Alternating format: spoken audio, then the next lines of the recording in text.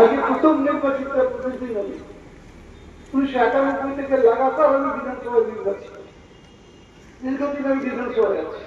যে জায়গাটা আস্তে আস্তে কমে যায়, কখনো যদি একটু বেশি বৃষ্টি হয় সঙ্গে সঙ্গে ডিভিসি জল ছেড়ে দিচ্ছে আর আমাদের সমস্ত তাকে জনপ্রতিনিধিত্বের কারণে আমাকে অনেকবার মুখ্যমন্ত্রী জিজ্ঞেস করেন যে আপনি তো ডিভিসিতে আছেন, ইউনিয়ন করেন, আপনি একটু কর্তৃপক্ষ তৈরি করেন।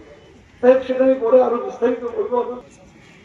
আর 1500 কোটি মানুষ যখন হবে তখন পৃথিবী ধ্বংসের পথে যাবে। আপাতত এই বৈজ্ঞানিকদের বক্তব্য। একটা জিনিস জেনে রেখে দিন, আমরা সারাদিন বেঁচে থাকি যে অক্সিজেন নিয়ে, তার একমাত্র উৎসের নাম